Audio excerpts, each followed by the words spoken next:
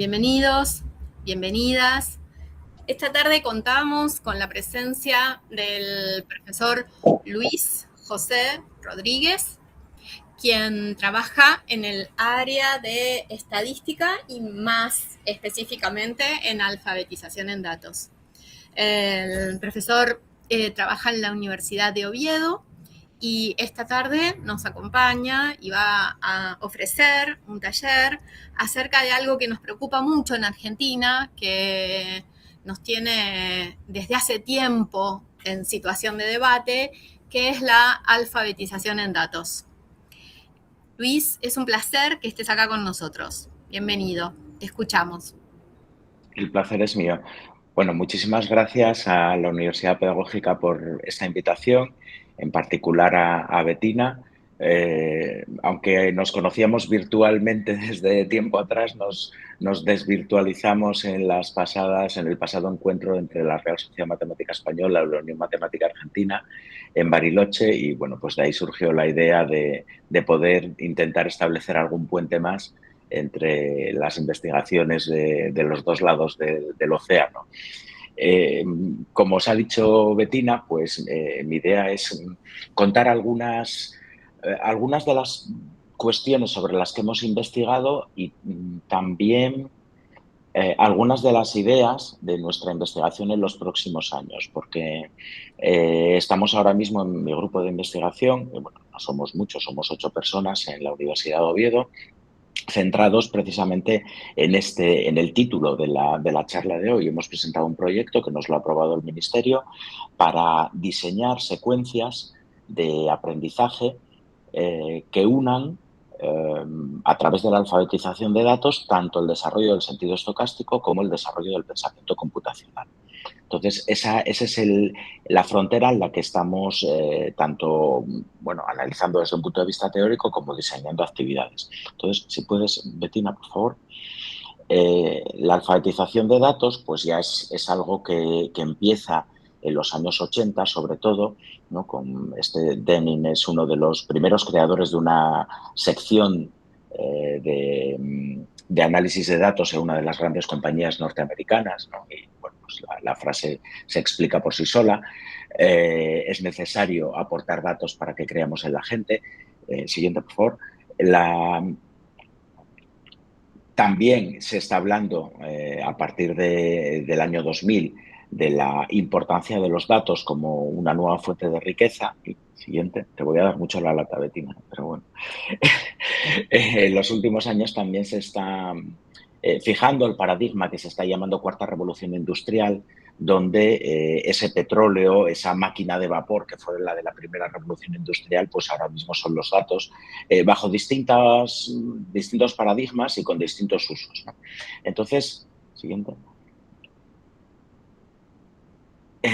Ahí nuestra vocación era, bueno, si estamos hablando de datos, evidentemente los datos no son siempre datos procedentes de experimentos aleatorios, puede haber datos que sean deterministas, pero gran parte de los datos son datos que tienen relación con situaciones de incertidumbre. Y bueno, así como a Galileo se le atribuye la famosa frase de que las matemáticas son el lenguaje del universo.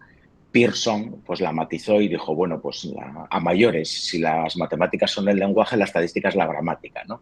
Entonces, bueno, esa es una de las ideas en sobre las que nos queríamos apoyar. Si puedes pasar a la siguiente, por favor.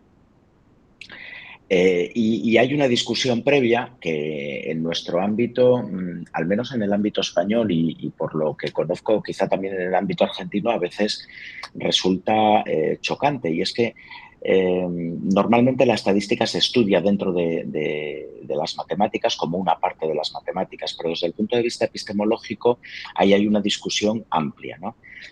Cobb y Moore, que son dos estadísticos fundamentales a final del siglo XX, intentan, desde una perspectiva anglosajona, donde la división es mucho mayor de la que nosotros tenemos en el ámbito latinoamericano, ofrecer una explicación de la diferencia entre las matemáticas y la estadística y radica esa explicación precisamente en la necesidad de trabajar con un contexto. Es decir, la estadística sirve es una disciplina que es utilitarista en sí misma, es decir, sirve para dar respuesta a otras ciencias, esa gramática de la ciencia que decía Pearson, y así como puede haber matemáticas sin contexto, no debería haber estadística sin contexto. Y además, por supuesto, pues está la presencia de la variabilidad que en otros ámbitos de las matemáticas puede existir, pero que no es imprescindible. Por favor. Siguiente, Betina. Ahí está. Y esa variabilidad, pues, que sería la falta de conocimiento, ¿no? Esta es una definición de diccionario.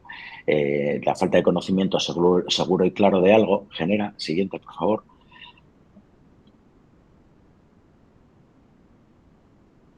genera que se involucren muchas emociones cuando hablamos de aprender o de enseñar en un entorno relacionado con la estadística.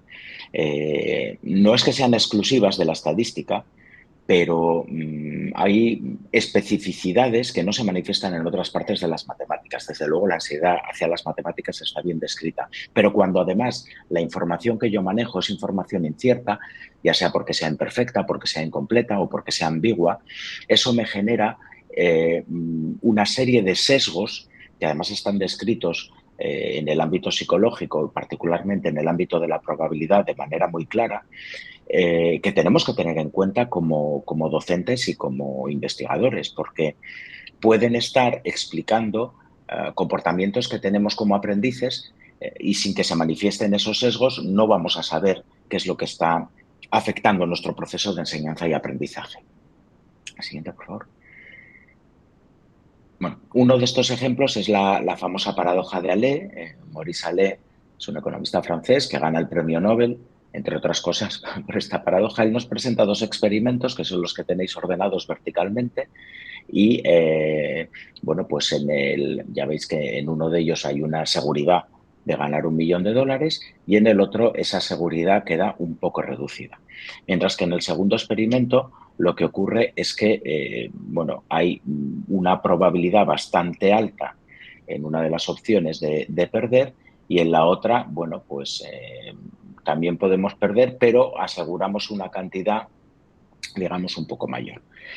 Ale lo que hace es ofrecer que se elija cada una de las opciones en cada uno de los experimentos. Entonces, las opciones 1A y 2A son opciones que diríamos más conservadoras, mientras que las opciones 1B y 2B son opciones, bueno, pues un poco más de emoción por el riesgo, ¿no? El risk-taking.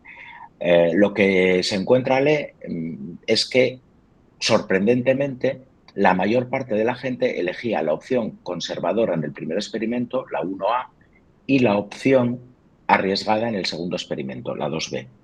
Con lo cual, si puedes pasar la transparencia, quizás se vea mejor porque es una reformulación para que se vea en términos de probabilidad.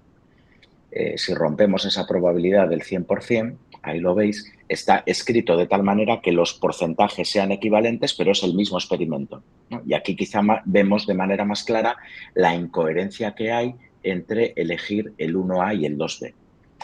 En todo caso, que no pretendo centrarme en esto, lo que quiero ilustrar es que cuando manejamos experimentos aleatorios, no somos consistentes. No es como cuando trabajamos con geometría o como trabajamos cuando trabajamos con sentido numérico, que podemos cometer errores, pero no son errores derivados de las posturas, de la subjetividad con la que nos acercamos al fenómeno que estamos considerando. Y cuando estamos trabajando con incertidumbre, sí ocurre. Y además son sesgos en muchos casos inconscientes que afectan la toma de decisiones. Siguiente, por favor. Eso nos lleva a considerar precisamente esa idea de que la probabilidad no es algo objetivo. La probabilidad, claro, nosotros tenemos, digamos, ese marchamo de la definición axiomática de Kolmogorov, que evidentemente resolvió muchísimos problemas, pero que no dice lo que es la probabilidad.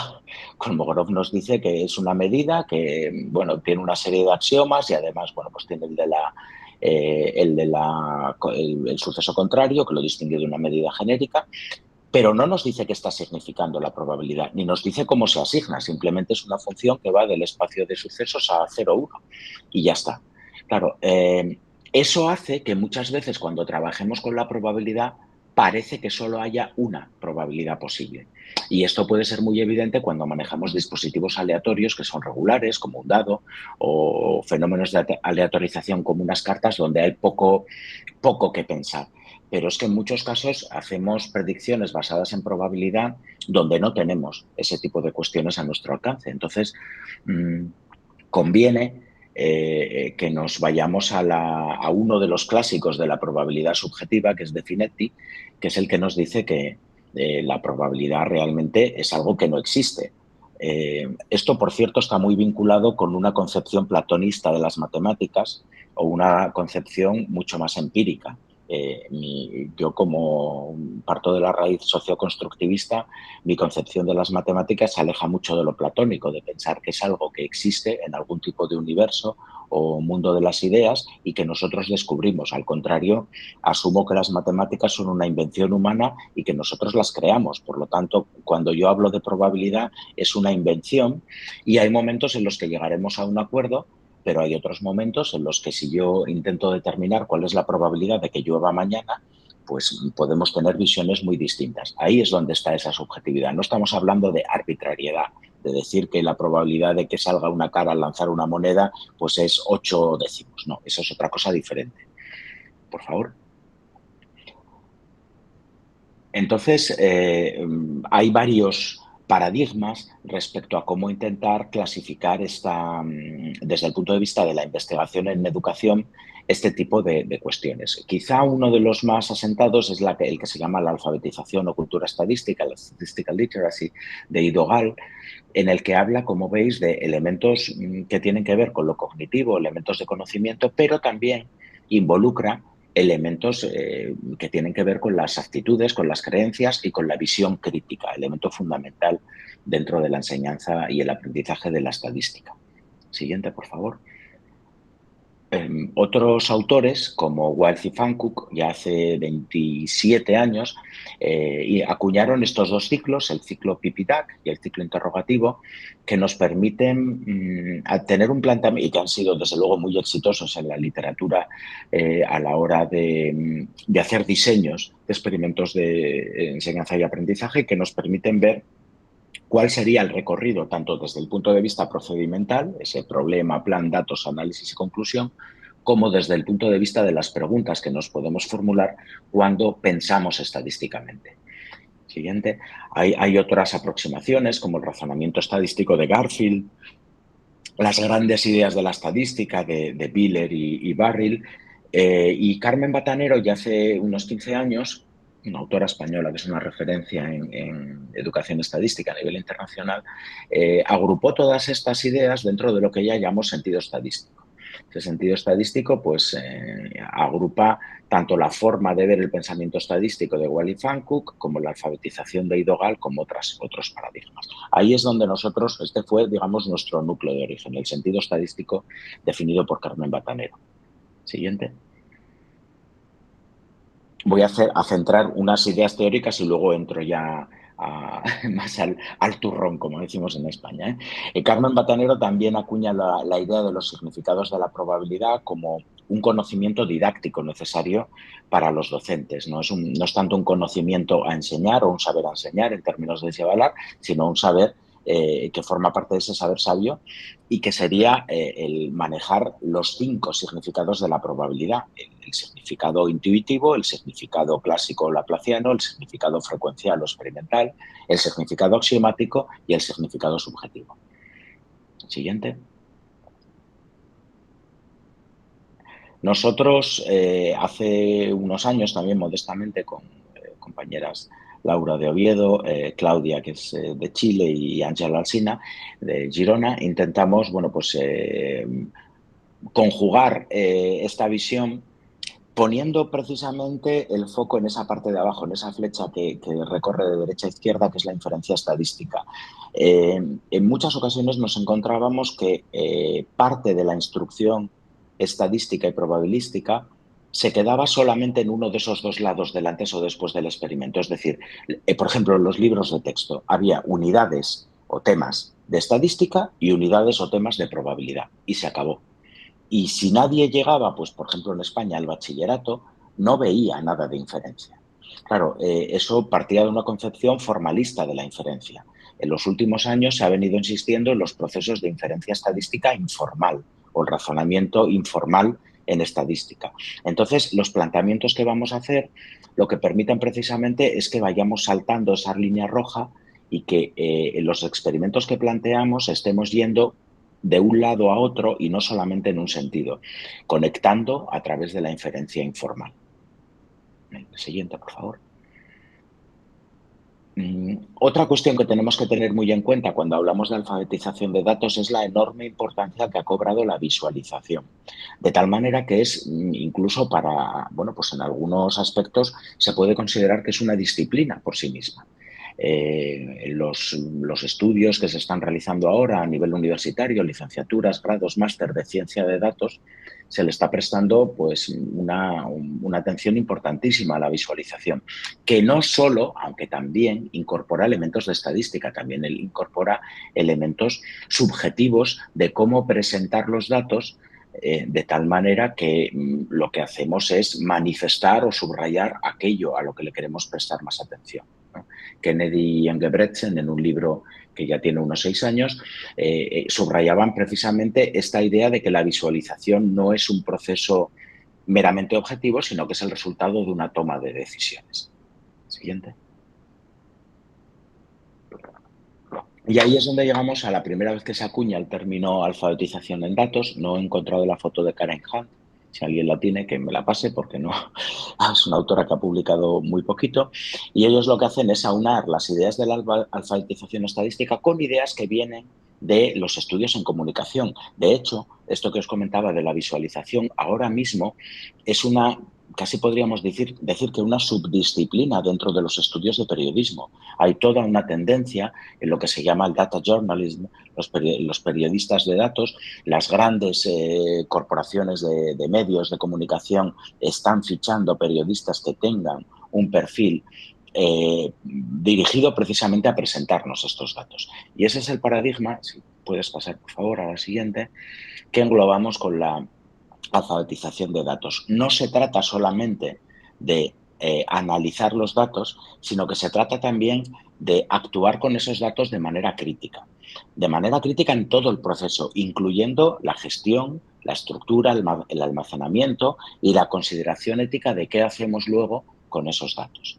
Entonces, cuando hablamos de alfabetización en datos, este es el planteamiento que tenemos. No solamente lo estadístico, sino también otros aspectos que tienen que ver con lo ético y con el propio conocimiento de contexto, como creo que tengo en la siguiente transparencia. Sí, que serían, bueno, pues esos 4 elementos que se integran cuando hablamos de alfabetización de datos. Paso a la siguiente. Claro, cuando hablamos de los datos, Cobb y Moore, a los que cité antes, decían en ese artículo del 97 que lo que diferencia un dato de un número es que un dato es un número en un contexto, para señalar precisamente la diferencia entre lo matemático, número, y lo estadístico, dato que es un número con contexto. Pero ya no son solo números los datos. D'Ignazio y Klein, en el libro que antes os citaba de Engebretsen y Kennedy, nos dicen que los datos no solamente son números, son palabras, son imágenes, son historias. Y ahí entramos con esta idea que está también muy arraigada dentro de la idea de la ciencia de datos, de que los datos nos cuentan una historia y tenemos que ser capaces de desentrañar cuál es esa historia que nos cuentan. Y cuando hablamos de historia, hablamos también de si las hay, las personas, los objetos, la vida que hay detrás de esos datos y darle relevancia. De hecho, estas autoras son expertas en feminismo de datos y tienen trabajos realmente muy relevantes respecto a cómo los datos han servido o sirven incluso hoy en día en muchas ocasiones para ocultar el papel de la mujer. Siguiente. Y ahora vamos a enlazar con la otra, el otro pivote de nuestro trabajo, que es el pensamiento computacional. El pensamiento computacional, ya sabéis que aparece, bueno, se considera pionero en los años 80, Sigmund Papert, pero bueno, Papert da las ideas aunque no llega a ensayar una definición. Quizá la definición que está ahora mismo más en boga es la definición de Janet Wing, donde habla de un proceso que pone el foco sobre la resolución de problemas y su transformación de esa resolución a un algoritmo que pueda ser ejecutado por un ordenador, ¿no? Por una computadora, como dicen ustedes. Siguiente. Con dos compañeras, Brennan y Resnick, también ponen el foco en las distintas dimensiones conceptuales y procedimentales del pensamiento computacional. Son los primeros que mencionan como una de las posibles características el tipo de datos, ¿no? También luego, bueno, pues evidentemente hablan del debugging, de la reutilización, y fusionando estas dos concepciones, ahora sí, dos compañeras que forman parte de una compañera de universidad y la otra es, bueno, pues compañera del equipo de investigación, han acuñado una definición que es la que estamos utilizando para trabajar, donde el pensamiento computacional lo concebimos como la forma en la que nos enfrentamos a un problema para que lo resuelva un ordenador, que sería donde entra la parte algorítmica, pero una característica fundamental tanto del problema como del algoritmo es cómo tenemos los datos a nuestra disposición, qué tipo de datos, cómo los tenemos organizados, cómo podemos acceder a ellos, qué estructura tienen. Entonces, siguiente, con esta definición hemos avanzado en un modelo que hemos llamado modelo de los tres pilares, donde concebimos el pensamiento computacional como ese triángulo que se apoya en la resolución del problema, en el algoritmo que le comunicaremos al ordenador, pero también con la misma importancia, y esta es quizá la parte más novedosa, no es solo una dimensión más, sino que es un pilar fundamental la forma en la que recogemos, representamos, analizamos y estructuramos los datos. Y ahí es donde, siguiente, empezamos a pensar en cómo se relacionan lo estocástico con lo computacional, porque evidentemente yo puedo hablar de pensamiento computacional sin necesidad de involucrar incertidumbre, ¿no? Bueno, pues podría también pensar en estadística sin necesidad de involucrar lo computacional. Hay unos autores, Schute y sus colaboradores, siguiente, que intentan representar un mapa, que bueno, yo podría discutir algunas de estas cosas modestamente, pero me gusta especialmente porque si os fijáis en la intersección entre lo que ellos llaman pensamiento computacional y pensamiento matemático, aparece de manera explícita el análisis y la interpretación de datos y la estadística y la probabilidad. Esto nos llevó a considerar esta idea de que pivotando sobre los datos podríamos bascular en ocasiones hacia lo computacional, en ocasiones hacia lo estocástico y en otras ocasiones directamente trabajar con un problema estocástico / computacional. Siguiente. Y bueno, la última inspiración que voy a mencionar ha sido el informe Geise. El informe Geise, como sabéis, es un trabajo fundamental respecto a la educación estadística. Tiene dos versiones, una la universitaria, que es el College Report, y en el que nos basamos es en la preuniversitaria. Tiene dos versiones, una de 2015 y otra de 2020. La que os indico ahí es la versión en inglés de 2020, que nosotros hemos traducido al español y que va a salir publicada y va a estar disponible de manera abierta en breve en español de España. Lo digo porque parte de la discusión durante la traducción era a ver si buscábamos una versión internacionalizada y demás, pero ya sabéis, esto es como cuando doblan las películas a esto que llaman acento latino, que no se sabe al final quién te está hablando, ¿no? Yo casi prefiero que me la doblen en argentino o en español de España, pero bueno, entonces nosotros lo hemos traducido al español de España. Espero que, bueno, por supuesto que se entiende porque afortunadamente nos entendemos todos, pero puede haber algún modismo, alguna forma de enfocar la traducción que os resulte chocante. Ya os digo que confío en que se publique dentro de muy poquito y lo anunciaremos y bueno, estará disponible a través de las páginas web, tanto del informe Geise como de nuestro patrocinador que fue Educasa. Bueno, este informe eleva una serie de conclusiones, siguiente, por favor, eleva una serie de conclusiones como la idea, no las voy a mencionar todas, pero sí me voy a centrar en la idea de considerar diferentes tipos de datos, porque está muy relacionada con lo que estamos trabajando ahora, y la idea de incluir el pensamiento multivariante. De hecho, hay autores que insisten en que en lugar de empezar la estadística con una variable y después empezar con la estadística bivariante, que planteemos los problemas de estadística como problemas complejos que son, donde aparecen involucradas más de unas variables, donde las preguntas que yo me puedo hacer sean preguntas de relación o de asociación Y luego ya, pues en la educación primaria me quedo solo con una de esas variables del problema más complejo, selecciono una y es la que analizo de manera univariante. Pero que no lleguemos al planteamiento de los problemas complejos hasta el final de la secundaria, sino que ya veamos el planteamiento de los problemas, aunque no los sepamos resolver, en la primaria.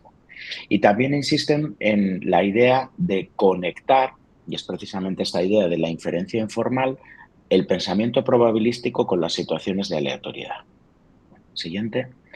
Ellos también definen una versión del proceso estadístico que es, bueno, es similar, aunan dos etapas, que es la de al TIPIDAC que veíamos antes, el plan y la recogida de datos lo aunan en una sola etapa, pero fijaos, yo siempre que pongo este esquema, hoy mismo vengo de dar un curso en La Rioja, España, y, y vengo, siempre planteo lo mismo. Si por lo menos en España, y bueno, quizá de lo poco que he visto de trabajo sobre libros de texto en Argentina y en Chile, me parece que puede ser parecido, en muchos casos la educación estadística en primaria empieza de la mitad de ese gráfico a la derecha.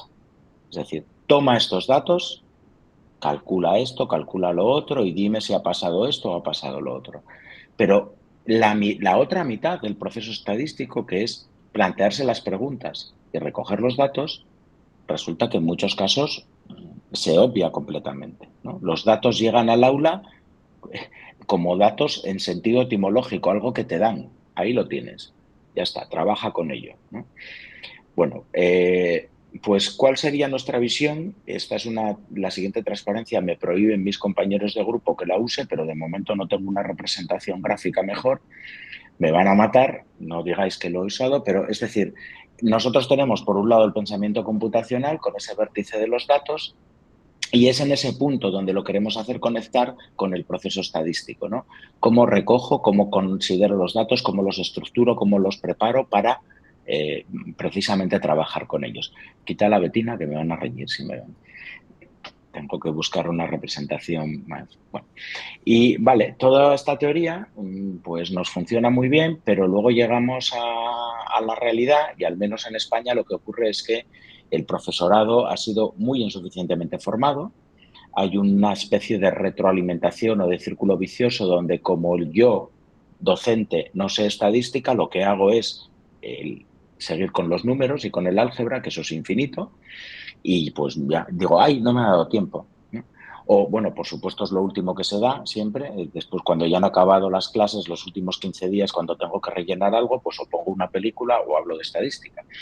En la universidad también lo que nos encontramos es que muchos docentes de secundaria han tenido una formación disciplinar en ciencias experimentales o en ingeniería y la estadística que han visto es una estadística de receta, ¿no? De toma estos datos, hace esto, calcula un p-valor y ya está. Y bueno, pues esa última frase es de bueno, no voy a decir el nombre, de un autor que en España tiene un método que dice que inventó él y que dice, bueno, pues ha dicho que es eso, que al fin y al cabo la aritmética es muy buena para la estadística porque la estadística son números, ¿no? Bueno, pasamos a la siguiente.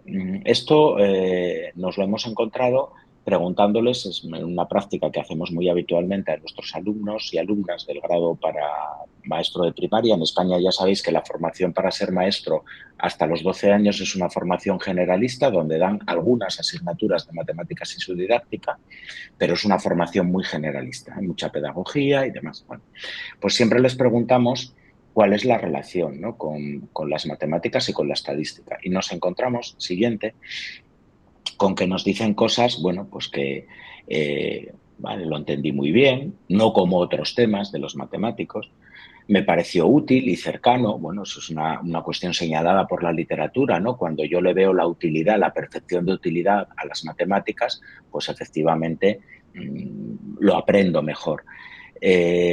Como era lo último que teníamos que estudiar, pues esto ya era un respiro para mí. Bueno, no sé si es positiva o negativa, pero cuando indagábamos un poco más, siguiente, lo que veíamos es algo que también señala la literatura. De hecho, Agnelli y algunos autores argentinos han hablado de la aritmetización de la estadística. Fijaos lo que nos dicen. Dicen, me encantaba porque eran procesos mecánicos. Me parecía mecánico y por ello fácil. Lo entendí bien porque era mecánico. Claro, ayer mismo hablándolo en esta formación, el profesorado me decía, claro, es que para muchos la estadística entendida como si tienes estos datos, la media se hace así, es un alivio, porque supone que no tengo que pensar. Es decir, es una parte de la estadística en la que de la matemática donde lo único que tengo que hacer es hacer. Los verbos, lo que me piden en las tareas es haz, calcula, calcula, calcula, dibuja, dibuja, dibuja o represente, ¿no? Bueno, voy a poner algo un poco más esperanzador en la siguiente, porque esto de lo mecánico como positivo, pues evidentemente está lejos de lo que queremos hacer, ¿no? Bueno, se subraya, por ejemplo, cuestiones como esa parte en activista del uso de artefactos digitales para entender, de artefactos manipulativos para entender los ejemplos de probabilidad, el hecho de acercarlos a la realidad. Y bueno, esa última mención la pongo siempre porque Juanjo es uno de mis doctorandos que va a leer ahora la tesis y que hemos trabajado muchísimo con Thinking Classroom en la clase y eso hemos visto que afectaba también precisamente a la forma en la que el alumnado se concebía a sí mismo como resolutor de problemas. Bueno, siguiente. Entonces, bueno, algunas de las ideas que nosotros estamos trabajando van a las distintas fases de ese proceso de identificar, recoger, clasificar, organizar y analizar los datos, ¿no? Y siempre lo estamos intentando hacer de manera que o bien basculemos más hacia lo computacional o bien nos quedemos un poco más en lo estadístico. Siguiente. Bueno, no lo he dicho, perdón, pero no os veo a todos. Si alguien tiene alguna pregunta o algo que quiera hacer, que no espere, que me lo diga. Por ejemplo, esta es una experiencia que hemos hecho diseñada para educación primaria, pero que ahora, desde que la publicamos, la hemos extendido tanto para etapas inferiores como para la educación secundaria. Y es algo tan básico como ese antes y después del experimento que os comentaba, hacerlo con una bolsa con policubos. Tengo aquí una, ¿no? Pues yo me pongo a sacar policubos de distintos colores y, por ejemplo, la primera cosa que hacemos es pedirles que anoten los resultados. Saco uno azul, saco otro verde, saco otro negro, bueno, y empezamos a pedirles que anoten los resultados. Esa primera anotación de resultados ya genera, sin darles ninguna instrucción, muchísimas diferencias.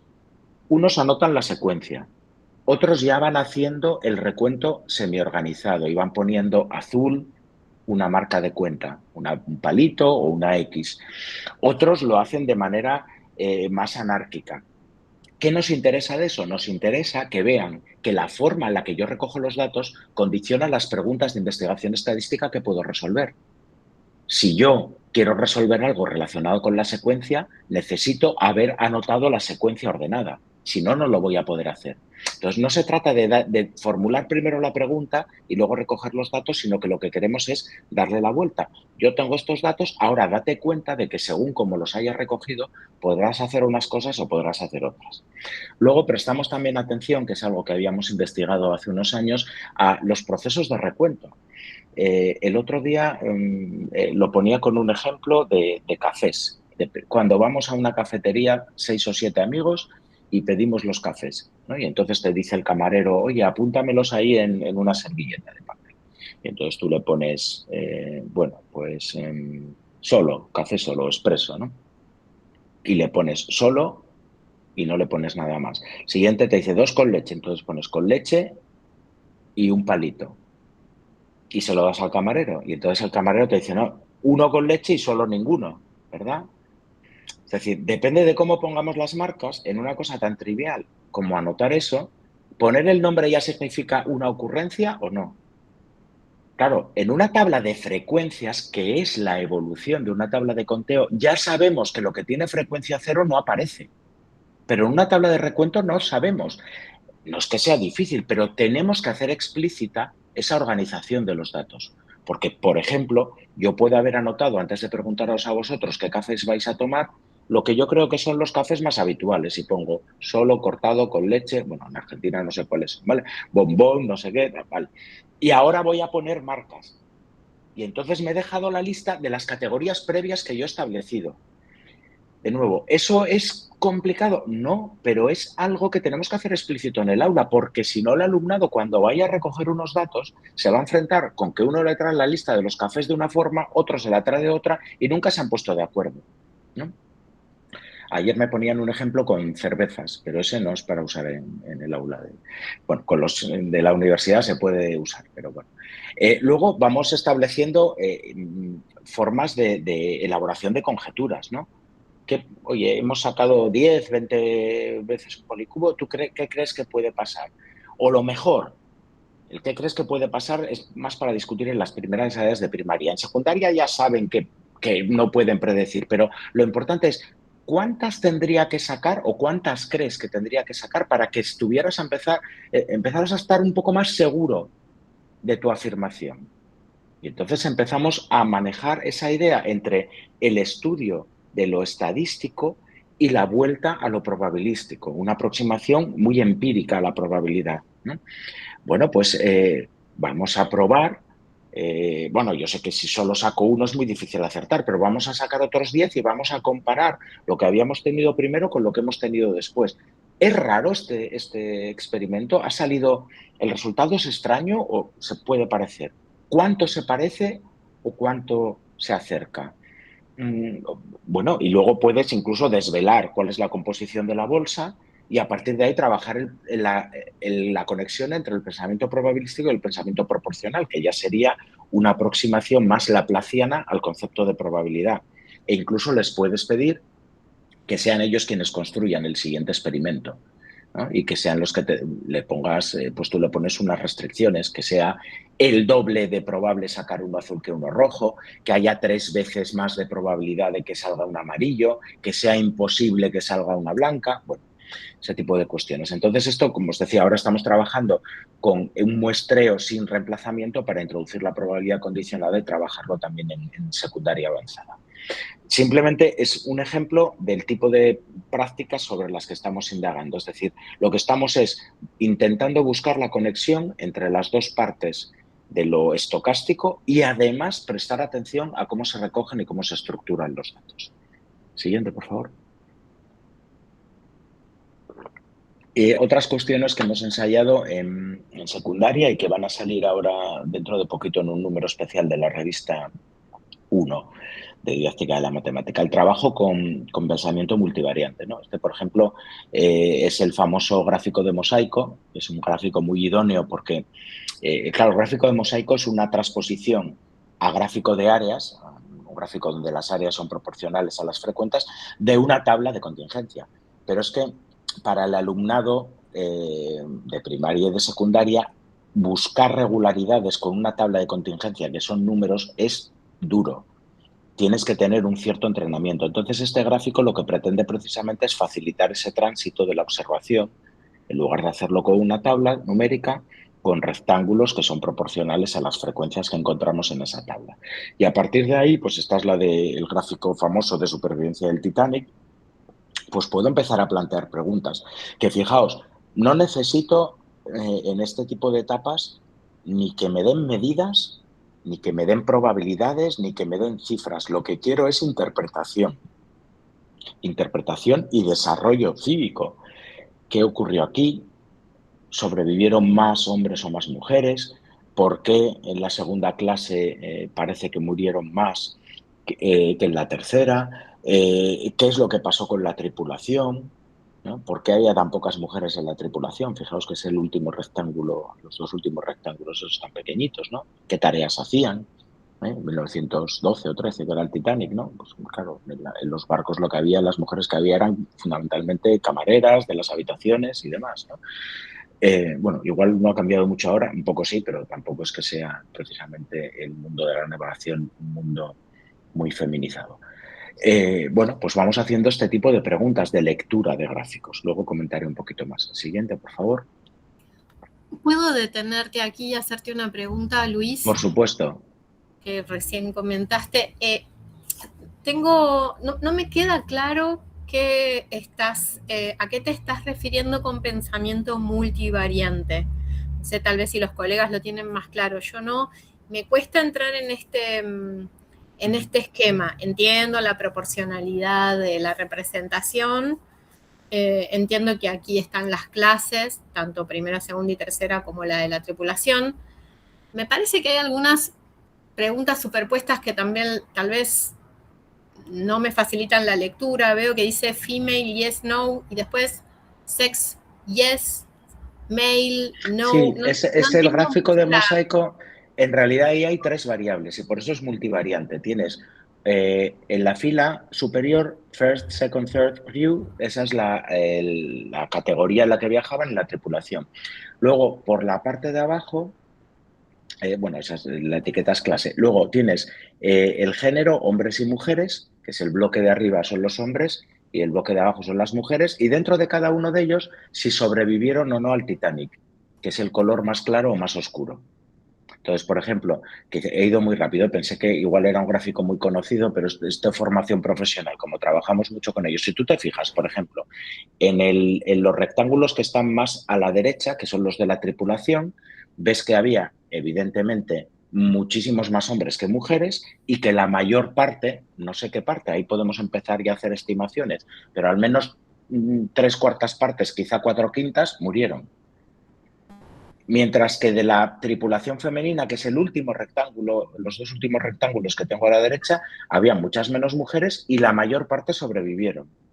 Entonces, Y ¿por qué es allí multivariante? hay 4 rectángulos, ¿verdad? En lo que es Sí, sí, hay la cuatro, tripulación. efectivamente. El de la primera es primera, segunda, tercera y tripulación. Ah, están corridos por la Sí, sí, claro, proporcionalidad. porque no hay, claro, este gráfico, por ejemplo, a mano es difícil hacerlo, porque, claro, se intenta encajar para que quede estéticamente, pero no hay siempre correspondencia porque las áreas no son iguales. Lo Perfecto, puedes sí. forzar, para que quede bien alineado, pero entonces no te queda, digamos, un rectangulito, te queda una cosa así un poco más como si fuera casi un cuadro de Piaget, que bueno, podemos hacer una conexión artística ahí también, pero... Entonces, ¿por qué hablamos de pensamiento multivariante? Porque yo no te planteo, este era el número de personas que sobrevivió al Titanic, hazme la media. No, yo te planteo un problema multivariante. Ahora ya, si tengo los números, y quiero trabajar la media, no voy a empezar a hacer una media bivariada, empezaré con la media de una variable. Pero el planteamiento original de mi problema es un problema complejo, multivariante, donde puedo empezar a plantear asociaciones y relaciones, incluso aunque no las resuelva nada más que desde un punto de vista informal, ¿no? Como son estas preguntas que estoy planteando hoy. Te agradezco, Luis. Gracias. Siguiente. A lo mejor, perdona, en Perdón, sí. abajo se podría poner nuevamente primera, segunda, tercera y Sí, tripulación. sí, sí. Abajo de El todo gráfico, no, está el corrido para gráfico que no quede. circula por internet, no lo hemos modificado este. Es un gráfico. Hay varias versiones también de los datos del Titanic. No sé hasta qué punto son fiables, no me preguntéis porque esa es otra cuestión que hemos intentado indagar y sobre la que trabajamos también con el alumnado de cuánto te puedes fiar de los datos o si son datos inventados, ¿no? Pero bueno, parece, coinciden casi todas en las proporciones. Siguiente. Otra cosa que hemos hecho es trabajar con gráficos complejos. Este es el famoso gráfico de conjuntos paralelos, en los cuales se ven las relaciones entre tres variables. En este caso era el tipo de alojamiento que se utiliza, sea un hotel o un apartamento, el número de noches que se hacen las pernoctas y el medio de transporte en el que se desplazaron. Esta experiencia la hicimos en segundo de la ESO, ese alumnado de 15 años. Y bueno, pues les planteábamos esas preguntas, que como veis son preguntas de nuevo que lo que piden es un razonamiento. Ahí puede haber números, pero también puedo responder sin fijarme en los números y no nos interesaba. De hecho, aquí una cosa bonita que vimos que no pudimos registrar porque no tuvimos acceso a grabación, lamentablemente, es que había algo muy digital, pero digital del dedo. Es decir, iban leyendo con el dedo, iban siguiendo los flujos precisamente con el dedo, ¿no? Y era digital y a la vez analógico. Esto tendría... Bueno, entonces, ¿qué observamos?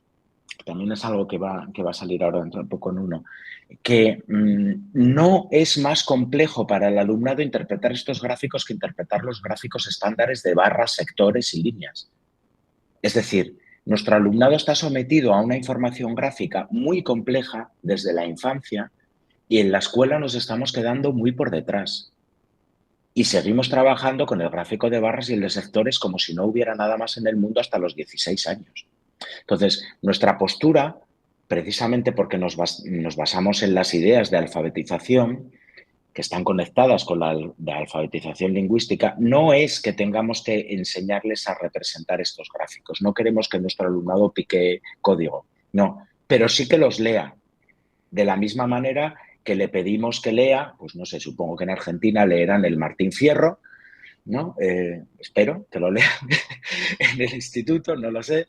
Bueno, o algún libro clásico de estos que se leen. En España tenemos La Celestina. Bueno, pues, pero no les pedimos que lo escriban, o el Quijote, pero sí que lo lean. Bueno, pues con los gráficos tiene que haber algo parecido. No necesito que sean capaces de escribir este gráfico, pero sí necesito que sean capaces de entenderlo, porque si no, estamos yendo muchos años por detrás de la información. Y si no los acostumbramos a interpretar este tipo de gráficos, pues habrá quien les enseñe a hacerlo y quizá no de la manera más correcta, ¿no? Siguiente. Como os decía, bueno, no, los errores que cometían, no, o sea, no es que todos lo hicieran. Este es otro ejemplo, ¿eh? Un famoso mapa de calor que cualquier niño o niña que coja la PlayStation lo tiene a los 9 años delante, ¿no? O incluso algunos antes. No cometen más errores que con los gráficos estándar. No digo que de repente sean maravillosos y todos lo hagan bien, ¿eh? No, claro, si tuviésemos el milagro en Argentina o en España ya lo habríamos patentado y seríamos ricos y famosos. Pero de momento solo somos ricos. Bueno, seguimos. Este es, bueno, otro ejemplo, puedes pasarlo también con el famoso gráfico de radar, que si no me alargo mucho ya llevo mucho tiempo. Otra cosa con la que estamos empezando a trabajar en los últimos años, de hecho es un artículo que salió a finales del año pasado, es, de nuevo, somos muy, como veis, somos un grupo muy ecléctico, nos gusta mucho mezclar cosas. Entonces, aquí que mezclamos el Slow Reveal Graphs, que no sé si lo conocéis, es un recurso...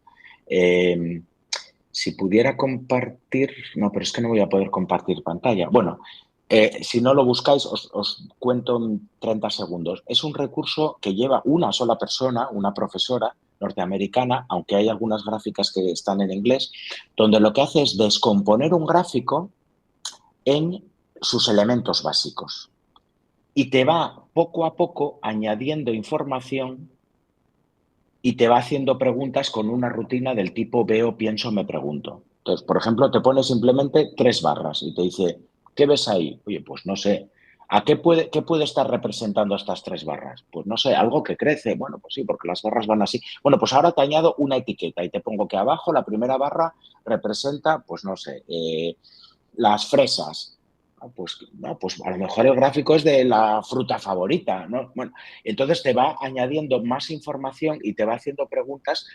Y ya os digo, el planteamiento que utiliza es la rutina esta del proyecto cero de Harvard, de veo, pienso, me pregunto. Bueno, pues nosotros tomamos ese recurso que nos gusta muchísimo, lo habíamos usado muchas veces y lo hemos combinado con los niveles de lectura, que es un paradigma muy clásico en educación estadística, que te permite identificar 4 niveles de complejidad en la lectura de un gráfico, que serían leer un solo valor, leer entre los valores, que supone ya comparaciones o cálculos, leer más allá de los datos, que sería hacer algún tipo de extrapolación, es decir, pedir que a partir del gráfico me digan algo que no se puede responder de manera exacta con el gráfico, y el último nivel de lectura, que es la lectura crítica, leer más allá, leer detrás, perdón, de los datos, que es ya hacer una pregunta que motive la reflexión sobre lo que me está diciendo el gráfico, sobre esa historia de la que hablábamos antes.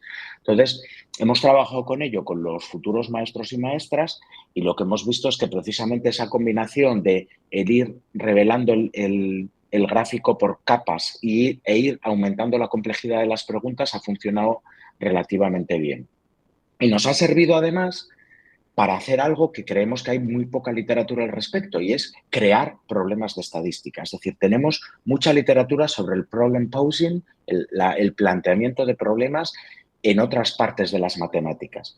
Pero cuando tú le preguntas a un futuro profesor, a un profesor en ejercicio, ponme un problema de estadística, en muchos casos ese problema es mucho menos rico de los problemas que el profesorado plantea en geometría, en medida o en números o en cálculo.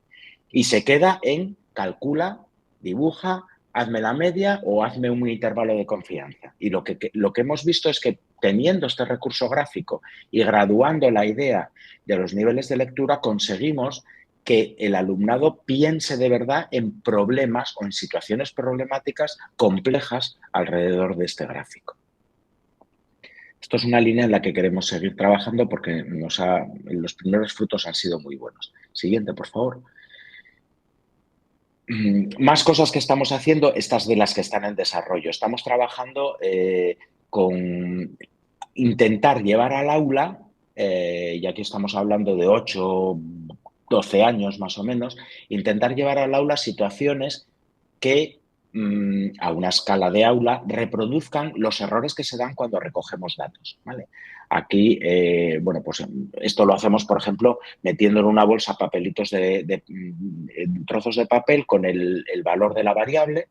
También nos interesa, además, que el profesorado vea que hay variables en las que a lo mejor no es adecuado exponer al alumnado públicamente a que, yo qué sé, pues un poco la altura, pues no hace falta que me la digan de palabra ni que me la pongan en la pizarra, porque puede ser un problema, ¿no?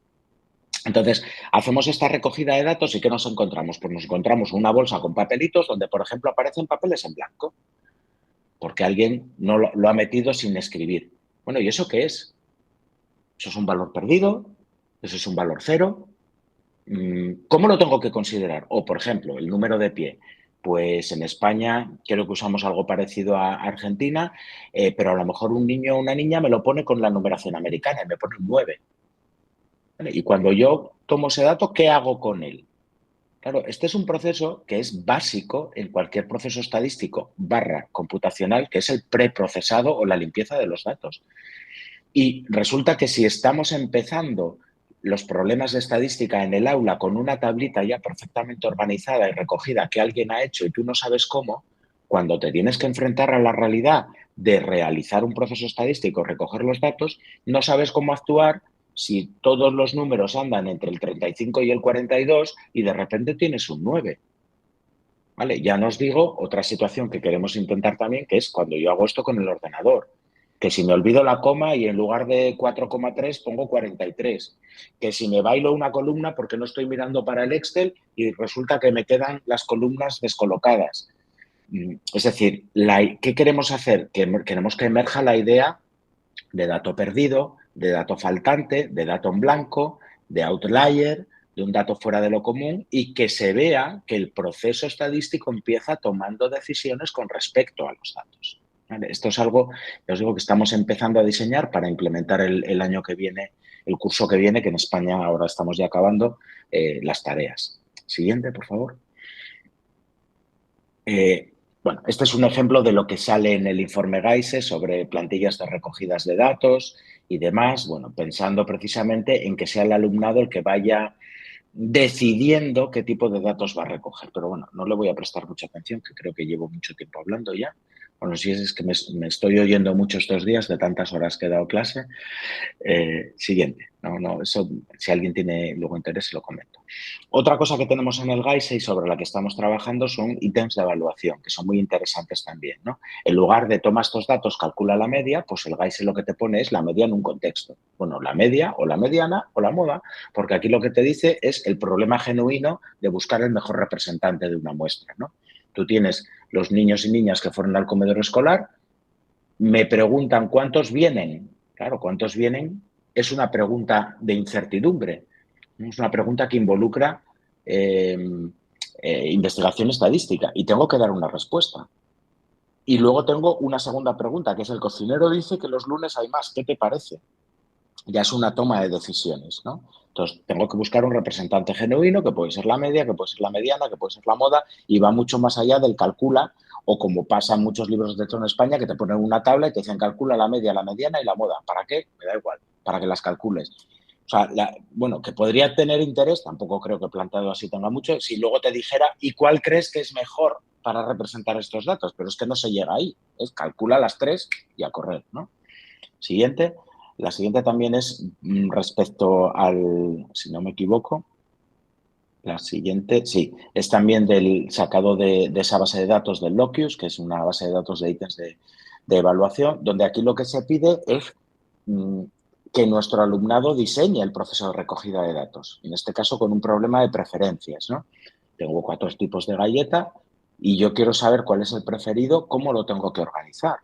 Y fijaos que, claro, esto es un ítem de evaluación. Es decir, esta es la forma de convencer a nuestro profesorado que si yo hablo sobre diseñar recogidas de datos, también puedo evaluar cómo mi alumnado lo hace, porque ya sabéis que muchas veces la respuesta es, bueno, esto muy bonito, pero luego en el examen, ¿qué les pongo?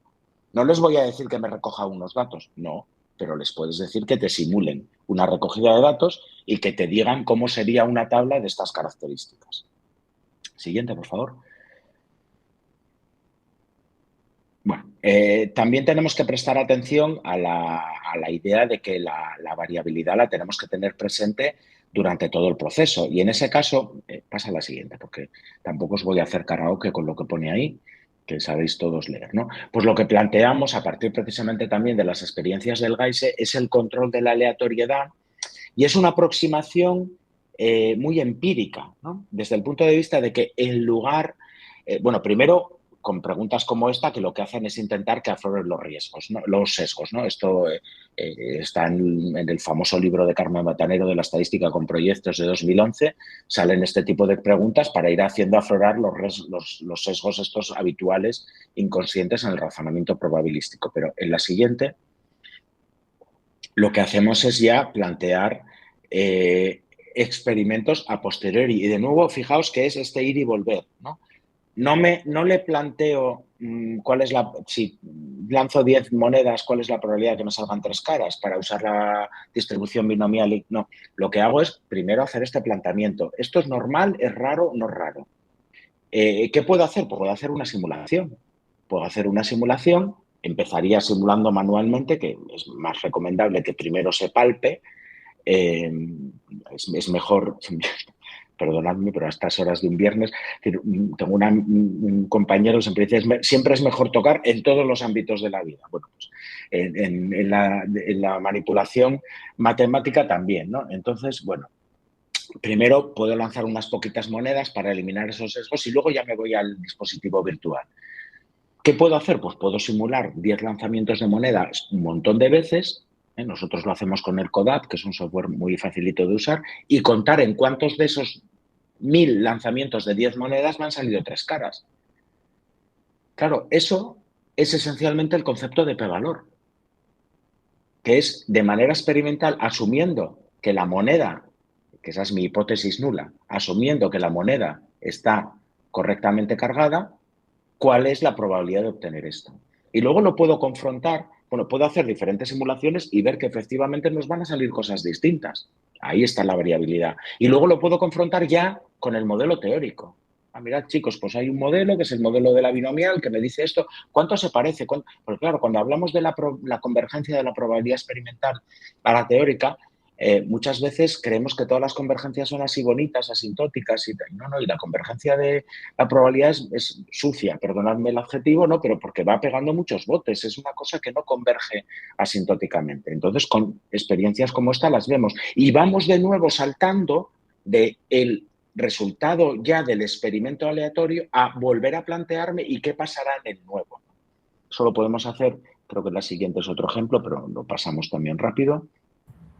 ¿Puedo hacer otra pregunta? Por supuesto.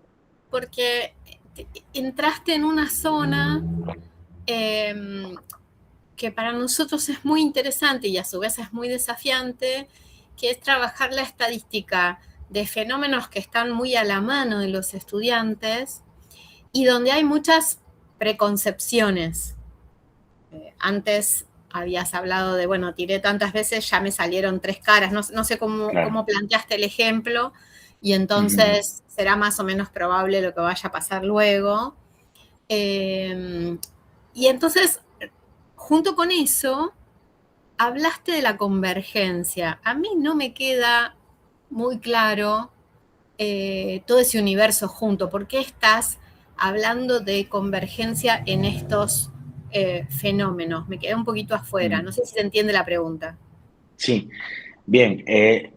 Aquí estoy planteando el significado experimental de la probabilidad. Quizá he ido muy rápido con eso. Es decir, antes os planteaba los 5 significados. El significado experimental de la probabilidad es el que se basa en la ley de los grandes números. Y me dice que la repetición de un experimento, un número grande de veces, hace que la frecuencia relativa de ese experimento converja a un determinado valor. Y ese valor límite es el que llamamos probabilidad en esos términos. Claro, esa concepción de la frecuencia, de la probabilidad como límite de las frecuencias, me permite no tener un modelo y me permite de recuento como el laplaciano y me permite salvar la probabilidad cuando yo no estoy seguro, por ejemplo, de que los casos sean equiprobables o cuando el espacio muestral sea infinito, que es cuando no puedo usar la regla de Laplace, ¿no? O, por ejemplo, con un artefacto aleatorio irregular, ¿no? Tengo unos amigos que lo hacen de Madrid, unas amigas que lo hacen con un cerdito, que lo tiran así al aire y, bueno, pues o como nosotros lo hemos hecho con una pirámide de madera, numerando las 5 caras, claro, pues eso es irregular. Entonces, lo único que puedes hacer es eso. A lo que me refiero es a que cuando la imagen mental de la convergencia que tiene nuestro alumnado, cuando tú planteas esto, es la asíntota. Bueno, o como mucho el oscilante, de si han visto algo sinusoide, pero eso ya muy en bachillerato, ¿no? Entonces, estas frecuencias no convergen asintóticamente. La convergencia en probabilidad es muy sucia en el sentido de que va pegando muchos botes, tiene ciertas tendencias hacia arriba y hacia abajo.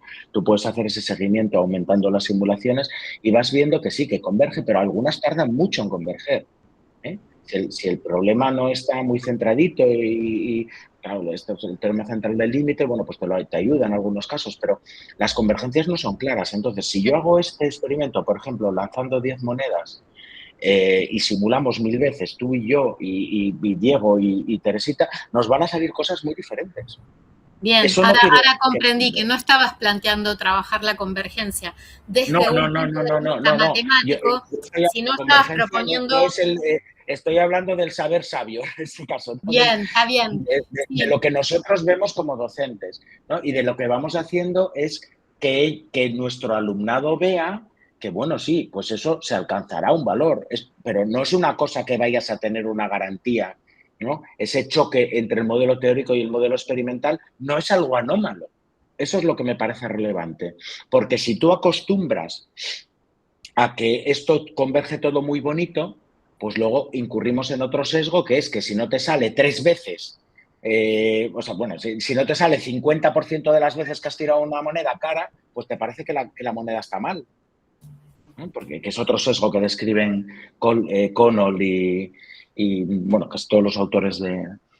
Entonces, es ese tipo de cuestiones a las que me refiero, a que nos vamos moviendo con una aproximación al significado experimental y luego ya podemos saltar al significado clásico, ¿eh? Y ya me voy Gracias. y Sí, planteo el sí, modelo ahí binomial y comparo.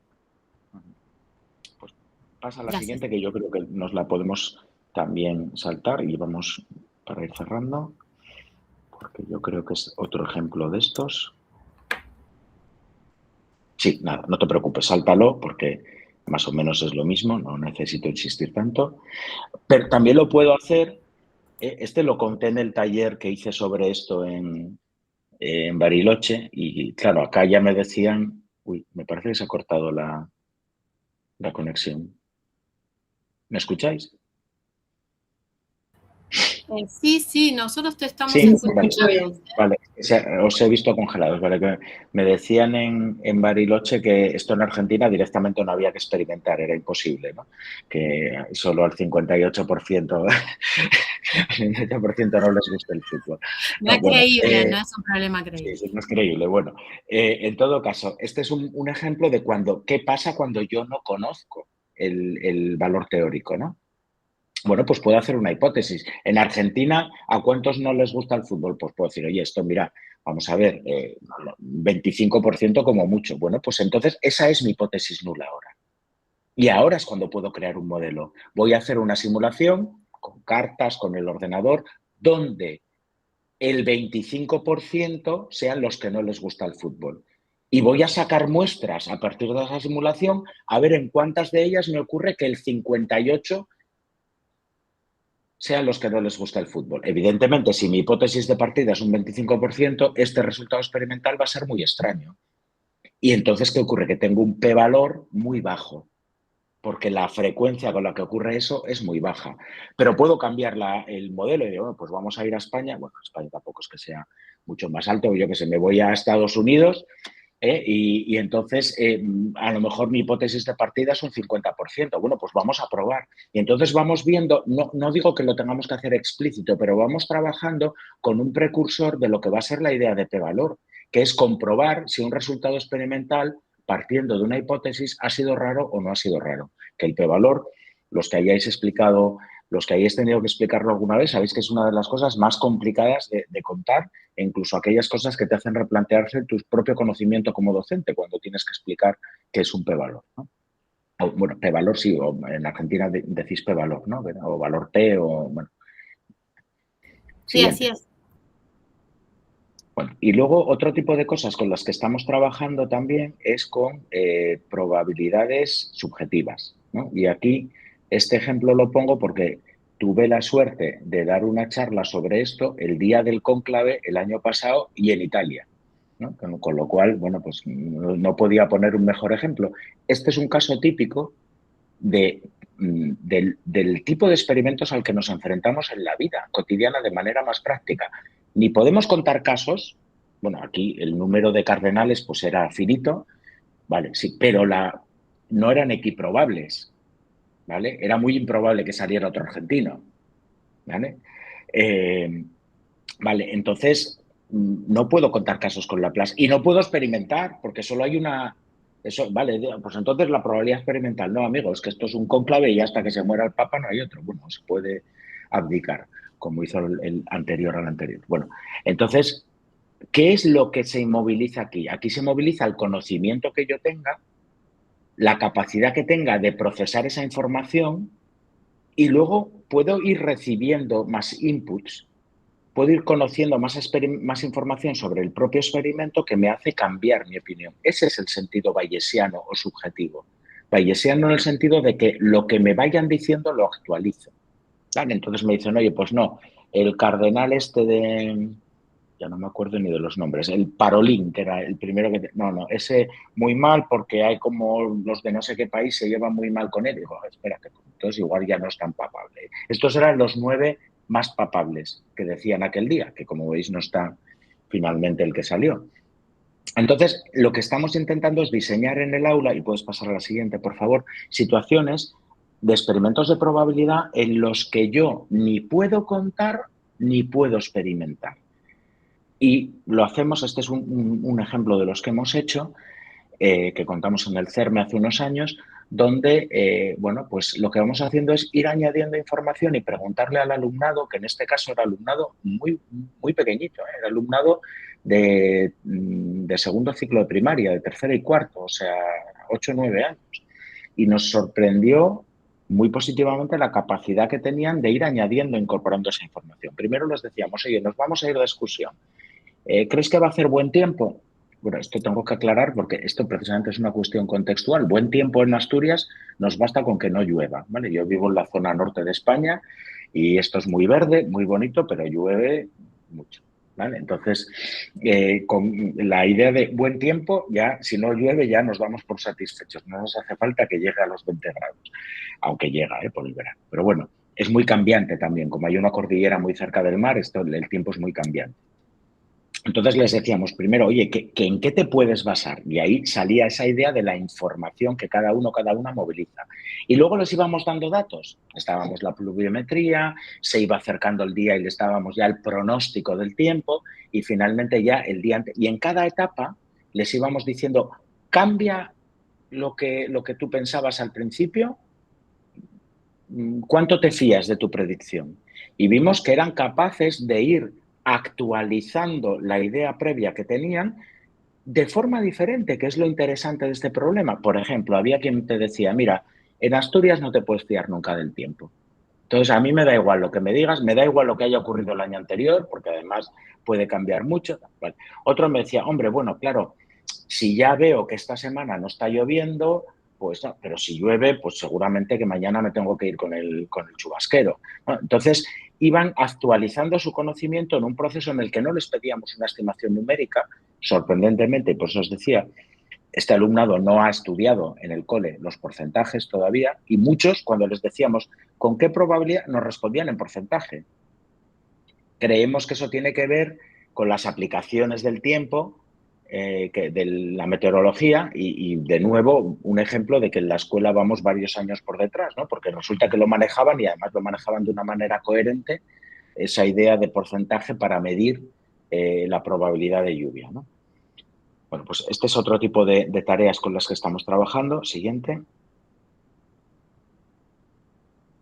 Bueno, este es bueno, no me voy a repetir mucho con esto. Este es también un ejemplo para trabajar la toma de decisiones, porque este es el famoso juego de los puntos de Luca Pacioli, que se puede resolver como proporcionalidad, se puede resolver como un problema de división, se puede resolver como un problema de probabilidad. Es un problema muy interesante, muy rico para trabajar tanto con profesorado como con alumnado, pero cuando se trabaja como un problema de probabilidad, pensando en la probabilidad que tiene cada uno de ganar, lo bonito es que esa probabilidad puede ser 50-50, o hay quien te dice, ojo, ojo, porque si yo llevo 50 puntos y tú 30, la probabilidad no es 50-50, ¿vale?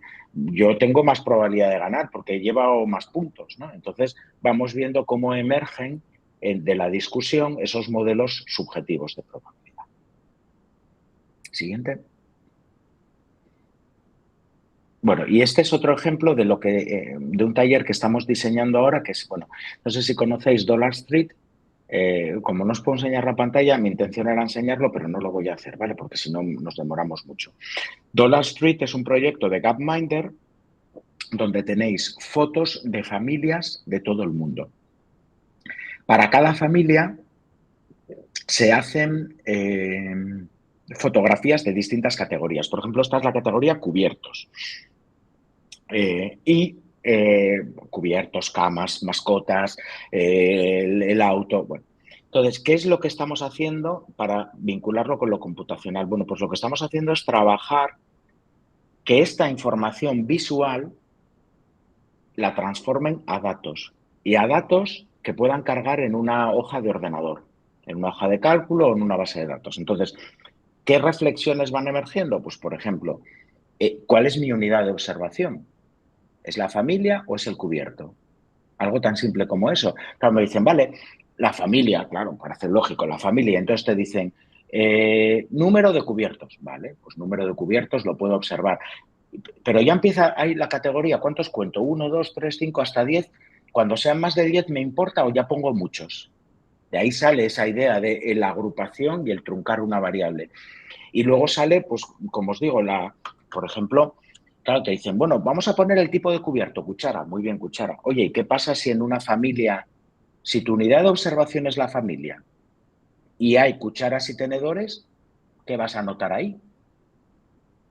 Te dicen, claro, ¿no? Entonces, a lo mejor me tengo que fijar en los cubiertos. Entonces, no se trata tanto de que haya una respuesta, sino de que lo que queremos es motivar la reflexión sobre cómo traduzco la información y cómo la forma en la que yo traduzco y categorizo la información va a determinar el tipo de preguntas que yo luego puedo hacer, ¿no? Después de ir peleándote contra las imágenes y demás, les pedimos, bueno, ahora haz scroll para abajo, esto tiene un montón de fotos, y mira a ver con unas imágenes nuevas si tu modelo se ajusta o no se ajusta. Hay una pequeña validación.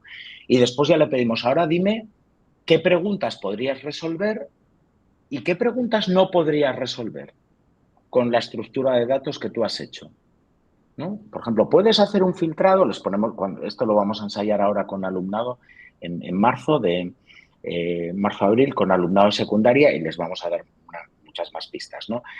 ¿Podrías hacer un filtrado y buscar cuáles son las familias que más, lo que sea, tienen? ¿Podrías calcular la media del número de...? ¿Podrías ordenar de mayor a menor? Entonces, como os digo, es una experiencia realmente interesante. Bueno, ellos, por ejemplo, en el informe GAISE lo que dicen es simplemente y creo que está en la siguiente transparencia, que hagas comparaciones entre los tipos de familias, ¿no? Así, perdón, esta es el QR, puedes pasarlo a la siguiente. Nosotros, como os digo, vamos un poquito más allá, porque claro que puedes plantearte diferencias entre familias, si te puedes plantear si eso se parece a lo que tú conoces, si preguntas multivariantes de nuevo. ¿Los cubiertos son iguales en las familias más ricas que en las familias más pobres? ¿O son iguales en África que en América? Vale, pero nosotros estamos yendo un poco más allá, como os decía, yendo a esa idea de construir el dato a partir de la información. Realmente lo hemos trabajado sobre todo con profesorado en formación, yo creo que de manera bastante satisfactoria, y vamos a empezar a ensayarlo y lo vamos a seguir haciendo en los próximos años con el alumnado, con un proceso mucho más pautado. Siguiente. Bueno, y este es un último ejemplo. Es el último de verdad, de cómo a veces tener en cuenta el contexto hace que emerjan situaciones que no te esperabas. Este es un trabajo que publicamos hace unos años sobre datos del COVID. Siguiente. Les preguntábamos a partir de una información tabular y gráfica si el COVID afectaba más a los hombres que a las mujeres y no era algo que esperásemos y, sin embargo, bueno, por supuesto, ahí en el artículo tenéis análisis de... El artículo creo que no está en abierto, pero bueno, si alguien tiene interés que me lo pida, que se lo mando. Si hay análisis a partir de la reconstrucción de un dato, de comparación con la media, de comparación con intervalos, bueno, esa parte de análisis, digamos, más clásico, pero luego nos vimos que salían cosas como esta, ¿no? Por ejemplo, este que nos decía que los hombres se exponen más y que por eso se contagia más. Y la siguiente, que tampoco la vimos venir, esta, que nos dice que hay diferencias porque los hombres trabajan en la construcción y las mujeres tienen miedo a salir a la calle. Y bueno, como muchos las deja trabajar de dentistas, ¿no? Entonces, ¿a qué me refiero con esto? A que en el aula tenemos muchas realidades y muchas situaciones en las que si nuestros problemas son toma estos datos y calcula la media, resulta que podemos estar obviando nuestro papel como educadores, no solamente educadores en matemáticas, sino educadores. Y resulta que podemos tener un aula donde les estamos abrasando con cuestiones de igualdad de género y a pesar de eso llega el alumnado y te dice cosas como esta, que el hombre se expone porque sale a la calle, o sea, es una cosa casi tribal, ¿no? El hombre es el que sale a aprovisionarse y la mujer la que enciende el fuego. Estamos casi como en el Paleolítico. Bueno, pues con esto yo creo que concluyo, me parece. Sí, bueno, si no concluyo, concluyo ya. Vale, efectivamente.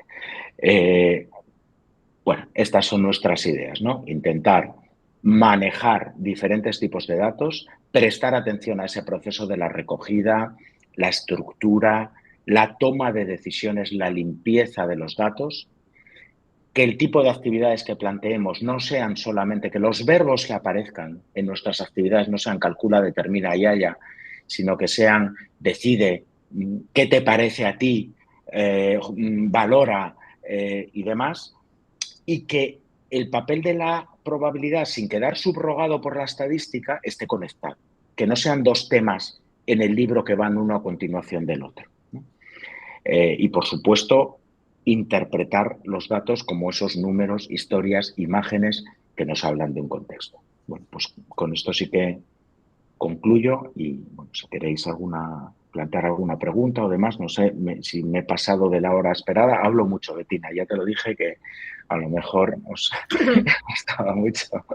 Luis, súper interesante, un montón de ideas, nos hiciste, a mí personalmente me llevaste la cabeza a distintos lugares, cosas que había dejado de pensar hace rato. Me parece, bueno, acá están los colegas también dando su opinión. Yo quisiera invitarlas a que abran sus micrófonos, a que pongan sus pantallas, sí, sus imágenes, y que acerquen dudas, preguntas, comentarios. Abramos a un momento en el que nos encontremos. Si les parece, dejo de compartir. No sé si estarían de acuerdo. Sí, mejor.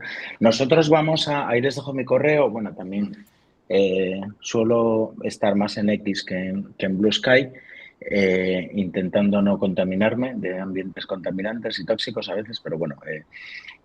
Pero vamos a, como os decía, en los próximos 3 años vamos a intentar hacer esta secuencia de investigación-acción, investigación basada en diseño, es lo que tenemos de diseñar, implementar y evaluar tareas, porque el objetivo del proyecto es generar un catálogo de actividades que estén en relación, ¿no?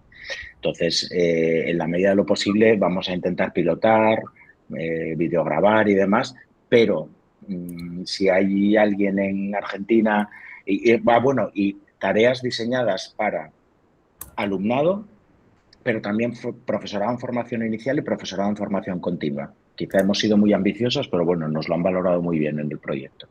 Entonces, si tenéis interés y queréis bueno, pues colaborar o porque penséis que podéis hacer algo, escribidme porque, hombre, me encantaría ir a Argentina a videograbarlo, pero bueno, si no, pues podemos pensar en algún diseño de aplicación, diseñar un protocolo o una pauta para que sean comparables los datos y los podáis guardar allí o hacer cualquier colaboración. Vamos, nosotros encantados. Queremos además que Argentina es un país al que, bueno, somos un grupo relativamente joven. Yo soy el más viejo del grupo. Vamos, tampoco es que sea un niño, pero vamos, ya. Entonces, bueno, soy el más viejo del grupo y llevamos poco recorrido, pero es un país en el que tenemos referentes en investigación y creemos que puede ser interesante colaborar. Qué linda invitación, Luis. Yo quiero contarte que no te veo, yo al menos, no sé si los demás, yo no te veo, Luis. ¿No? No sé si Sí, yo lo veo. Ah, ¿ustedes lo ven? Ah, bueno, Sí, bueno. lo vemos. Perfecto, soy yo entonces, no hay problema.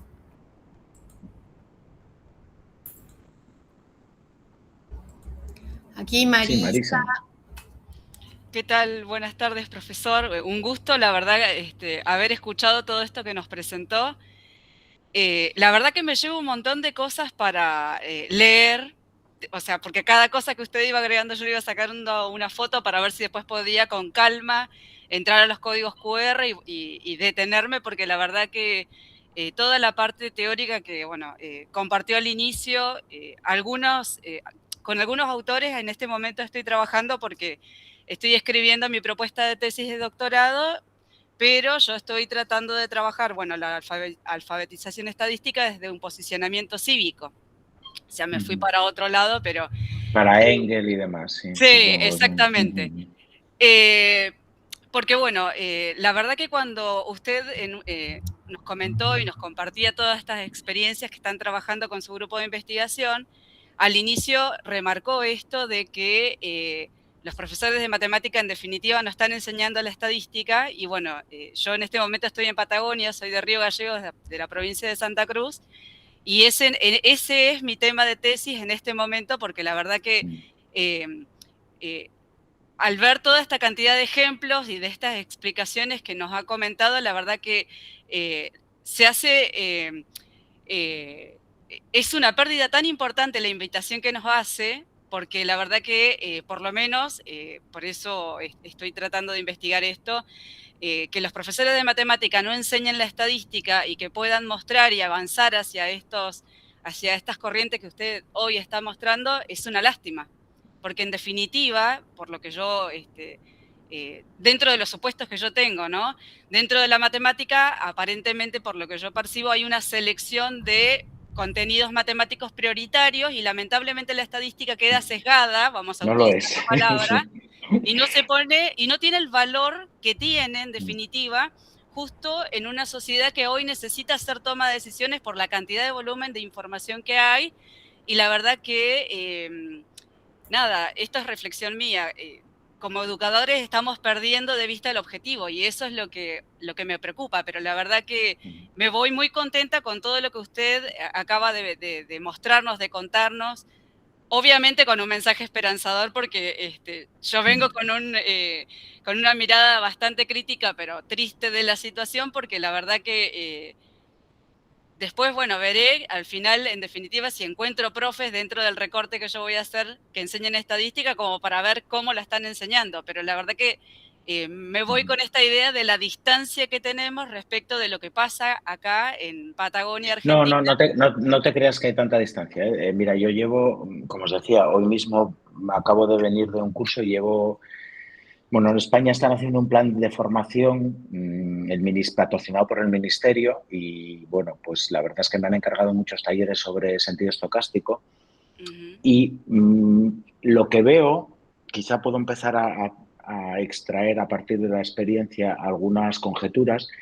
Creo que en muchos casos, porque claro, los profes que van a la formación son los que están ya motivados, ¿no? Pero en muchos casos el cambio se produce porque no hay referentes de actividades diferentes. Y entonces, esto que os decía antes de que es un problema de estadística, es una tarea que les pongo en la formación continua. Ponedme un problema de estadística. Y muchas veces para profes que si les pido un problema de cálculo me lo van a poner súper chulo, o de geometría, el de estadística es calcula la media. Ese es el problema de estadística. ¿Vale? O calcula la probabilidad de que al lanzar no sé qué y no sé cuánto salga no sé qué y no sé qué más. Entonces, por eso creo que es importante que vayamos abriendo el scope de tipos de tareas que puedo plantear y de tipos de situaciones que podemos hacer. Nosotros en el examen de bachillerato que se hace en Asturias para acceder a la universidad pusimos un cambio mínimo, nos llamaron de todo, pero que era en vez de calcular el intervalo de confianza era toma una decisión con este intervalo. Vale, muy bien, ahora tienes que decirle a la persona que te ha encargado el estudio si sí o si no. Porque es que eso es lo que pasa en la vida. No le puedes decir 0,95. No, tío. O sea, a mí, dime, ¿compro o no compro? ¿No? Entonces, claro, esas situaciones tienen que ir saliendo. Y yo creo que tenemos que ir diseñando ejemplos. Sí. Nicolás, sí, perdón. Sí, ¿qué tal? Levanté ahora la mano porque también me suscitó algo muy parecido a lo que trae Marisa. Yo soy profe y es la primera vez que tengo un encuentro de estadística, de didáctica de la estadística, sí, clave, cerrado.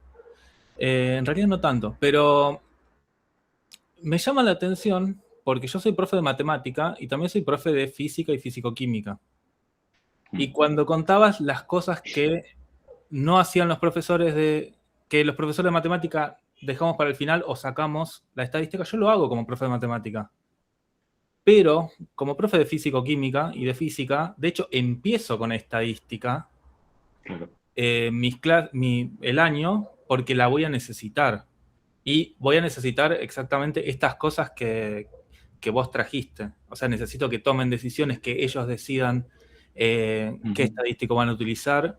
Y me quedé mucho pensando en por qué como matemático no me encargo de la estadística y como profesor de física sí, siendo que yo soy la misma persona que yo. Cosa que dice un matemático, ¿no? También lo pensé en ese diagrama de Venn que mostraste diciendo que no era completamente matemática esta disciplina. Sí, yo creo que tiene también mucho que ver con las concepciones, ¿no? Siempre que se habla de modelos de conocimiento del profesorado, nosotros un modelo que hemos utilizado en algunas ocasiones, que es el MTSK, un modelo de unos compañeros de Huelva, pone las creencias y las concepciones en el medio del modelo como algo que está permeando toda tu actividad, aunque a veces no sea incluso consciente. Y creo que tiene que ver con las concepciones precisamente por la tradición docente y por la historia de la educación matemática y estadística que hemos tenido en nuestros países, donde la estadística se agregó a una formación matemática que era más clásica como un hermano menor. En España, por ejemplo, no apareció en las carreras de matemáticas hasta los años 40, hasta después de nuestra guerra civil, y se llamaba cátedras de matemáticas especiales, se llama, ya el nombre ya asusta un poco, ¿no? Pero curiosamente nació antes en las escuelas de comercio, ¿no? En la tradición. Entonces, bueno, hay muchos complejos. Yo que vengo de ese mundo, porque yo mi titularidad la saqué en probabilidad y después ya evolucioné a la didáctica de la matemática y ya soy feliz. Pero hay muchos complejos entre los estadísticos y las estadísticas con respecto a la comparación con los matemáticos puros, digamos, ¿no? Ahí, sigue habiendo esa idea de, yo he visto profesorado mío, profesorado que me dio clase a mí, que eran estadísticas de primer nivel, intentando matematizar cuestiones que no lo eran, ¿no? Y a eso me refería antes, por ejemplo, con discutir sobre una gráfica. Yo no necesito un soporte aritmético para hacer esa discusión. Y sobre todo, no estoy haciendo menos matemáticas porque no tenga un soporte aritmético o un soporte algebraico para tener esa discusión, ¿no? A eso me refiero con el complejo. Parece que necesitamos tener un armazón detrás y es que en muchas ocasiones no es necesario. Entonces, eso a mi juicio está relacionado. Mira, precisamente con la física creo que hay un problema muy bonito y que es la distinción que hacemos en matemáticas entre variables discretas y variables continuas, que por ejemplo en el informe GAI se dice no te compliques la vida, habla de variables con datos agrupados o variables con datos no agrupados. ¿Por qué? Porque la idea de variable continua matemáticamente es muy bonita, tiene una cardinalidad que contiene un intervalo de R, bla, bla, pero en la física, si tú te vas a modelos, a una física experimental, tú no mides variables continuas, porque cuando mides el tiempo, lo mides con una limitación del instrumento de medida y lo que tienes son valores aislados de ese tiempo, ¿vale? Al nivel de precisión que me quieras contar, ¿no? Pero llega un momento en que no tienes más precisión que esa, ¿no? Entonces, esta idea de dualidad discreto-continua como algo que pertenece a la naturaleza de la variable nos genera obstáculos epistemológicos muy complejos con nuestro alumnado y realmente lo que tengo son datos que agrupo o datos que no agrupo, porque el cómo sea en su esencia la variable realmente es mucho menos relevante. Y en física, yo siempre que tengo alumnado que viene de la carrera de física en el máster para ser profesor de matemáticas, claro, lo discuten y siempre sale esta idea, ¿no? Es decir, si a mí me da igual, si ya sé que el tiempo es una magnitud extensiva, pero yo no lo mido de esa manera, ¿no? O sea, es un problema de los matemáticos, que os coméis mucho la cabeza. Entonces, a veces, por ejemplo, eso en España se le da muchísimas vueltas, variable discreta, variable continua, tal. Y al final me da lo mismo, porque hay también variables discretas que las agrupo y las trato como si fueran continuas. Aunque yo sé que son discretas, ¿no? Pero realmente me da igual.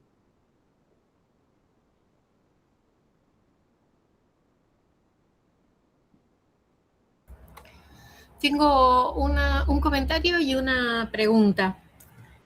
El otro día leía, creo que a Balashev, y me llama la atención aquí cuando pasaste por la definición que finalmente ustedes alojan y utilizan de pensamiento computacional.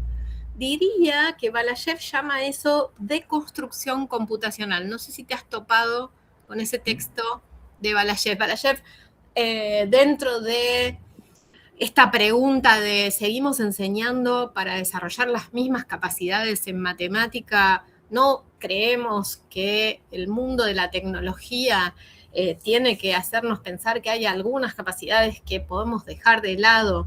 Tenemos que seguir evaluando si saben calcular de muchas maneras distintas, muchas cosas distintas, o si saben tomar decisiones, o si saben resolver. Bueno, en el meollo de todos esos problemas, Balashev dice que esta capacidad de poder tomar un problema y deconstruirlo o partirlo para poder dárselo a un ordenador en etapas para que lo resuelva, él lo bautizó junto con otro investigador, que ahora no recuerdo su nombre, pero luego te envío el artículo, de construcción computacional.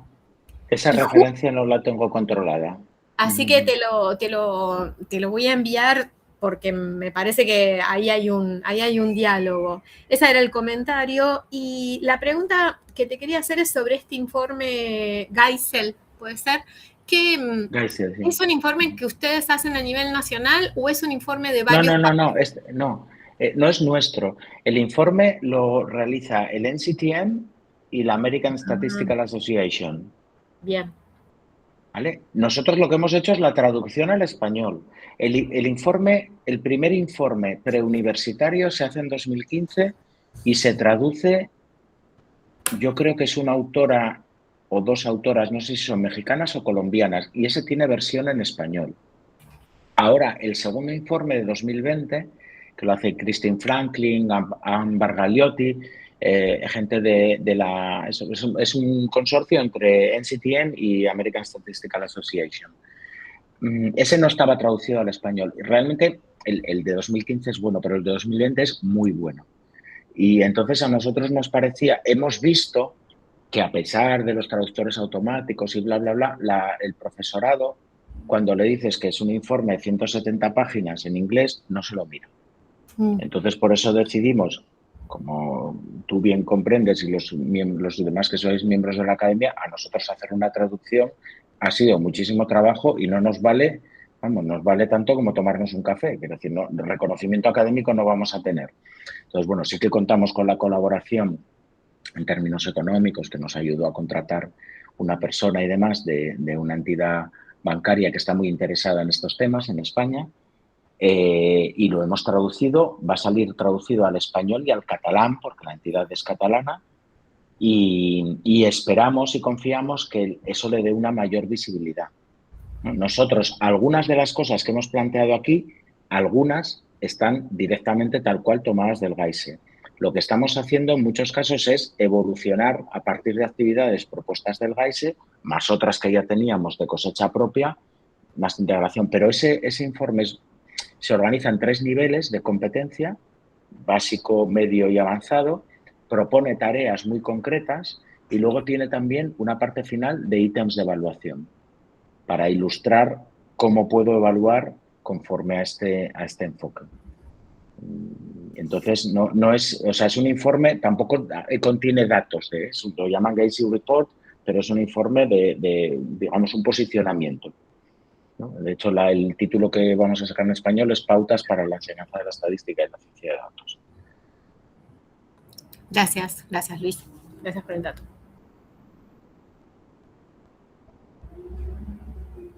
Marisa.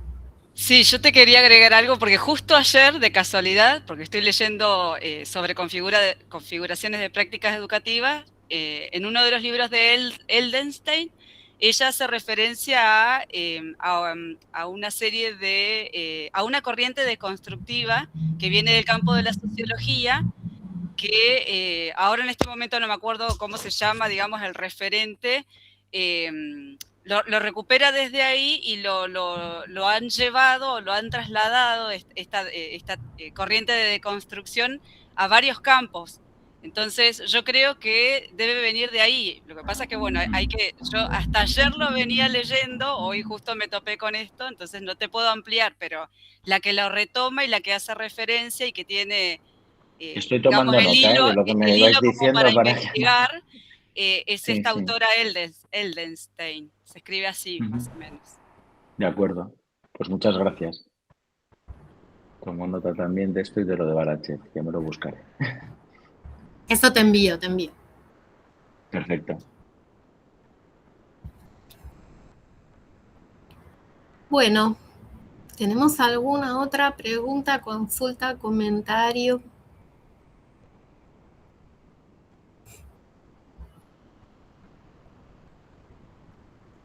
Bueno, Luis, damos por finalizado, te agradecemos muchísimo esta profusión de ideas, a todos nos zarandeaste la cabeza, y ahí tenemos un comentario de Diana, muy enriquecedor todo lo compartido.